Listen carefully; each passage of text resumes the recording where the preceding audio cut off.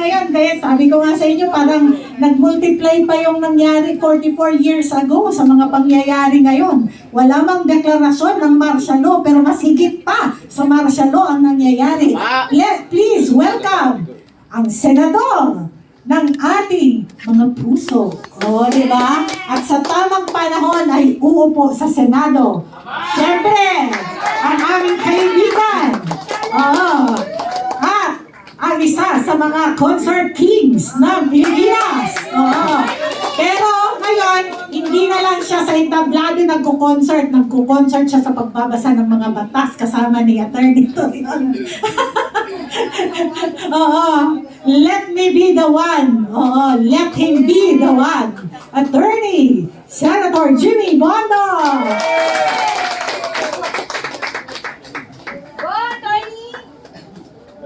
Maraming salamat po, Ka-Astra. Pasensya na po kayo at ako'y hindi naman aware na ako'y magsasalita ngayon.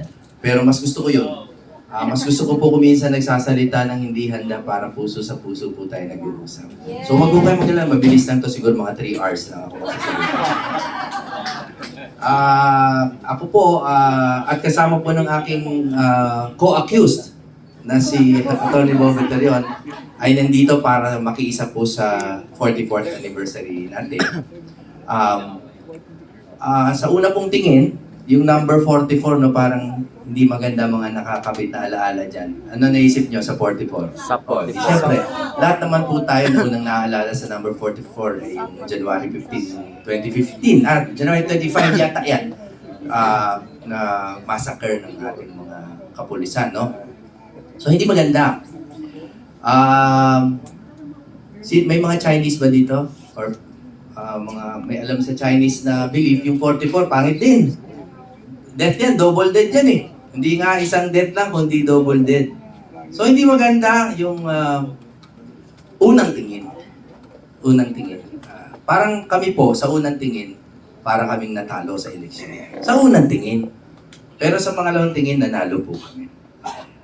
Yung 44, sa pangalawa pong tingin, una, simulan natin sa biblical significance, kung yun yung mamarapatin.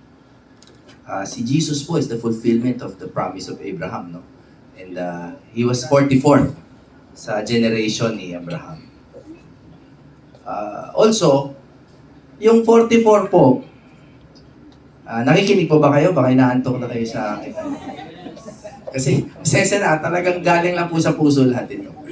Meron po akong favorite na Bible verse, no? Yung Mark 10:44. Sabi, anyone who wants to be first must be a slave to all. Tsaka sa numerology po, yung 44, ang ibig sabihin po niyan kasi, may mga nagno-numerology ba sa'yo? Yung numerology po, ang 44 is building. No? Master builder ang ibig sabihin niyan. Through strategic planning and growth. At huli po ang pampaantok sa inyo, noong 44 BC, ay pinatay si Julius Caesar. At doon po nagbago ang politika. Wala po tayong gustong patayin, ha? Sinasabi ko lang po, pinatay po noong 44 BC ang isang leader at doon po nagsimula ang Roman Empire. Okay. Yan ang mga significance ng number 44. Pero yung mga kahulugan na yan, sa totoo po, wala namang bisa yan kung hindi natin lalagyan ng sarili nating kahulugan. Those are just coincidences in my opinion. Ang number 44, ang pinipili kong simbolismo niyan ay growth. Kaya po ang sasabihin ko sa PDP ngayon is very specific. Habang I have your attention, and this is with the permission of Secretary Cusi, matagal na po akong nangungulit sa isang salita para sa PDP. Isang salita lang po na sana maalala ninyo. We have to focus on growth. Ang 44 po ay tungkol sa growth. Master builder, fulfillment of promise.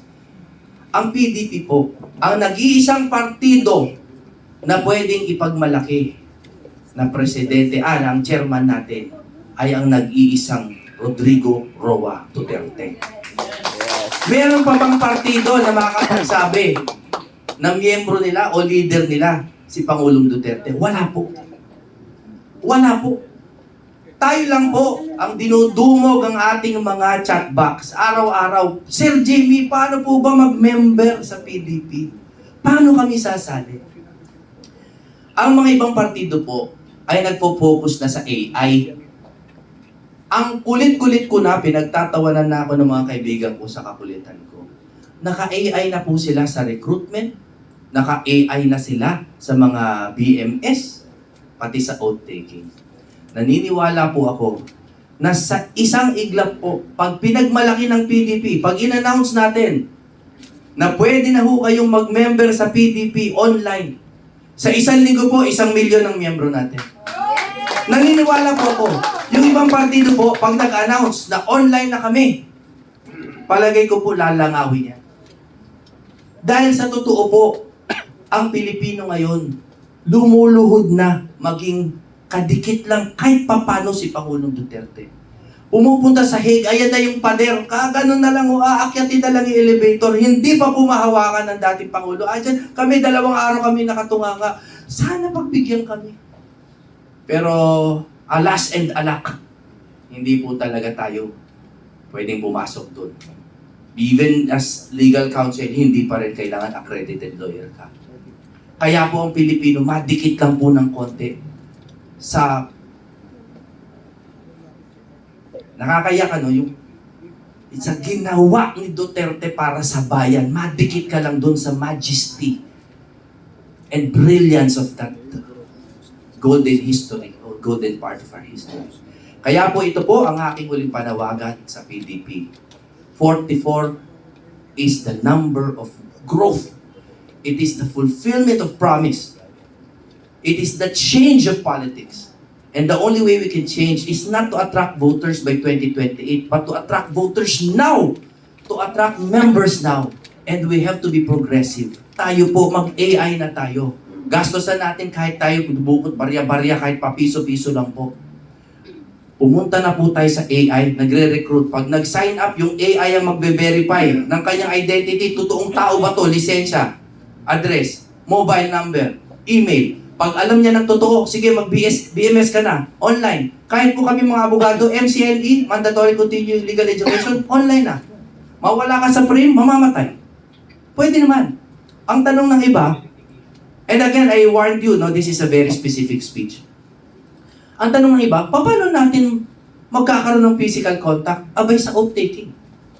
Tapos po ng BMS online, tapos ng verification online, tawagin nyo, hindi yung padose-dosena. Pag 10,000 na sila, mag-oath-taking tayo sa Philippine Arena.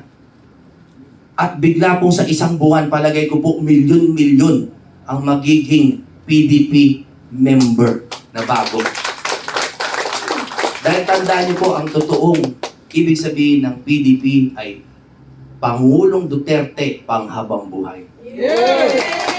Gagawin ko sana, Pangulong Duterte forever. Pero medyo mali kasi yung letter P doon. Kaya, Pangulong Duterte panghabang buhay. Mabuhay ang PDP! Buhay!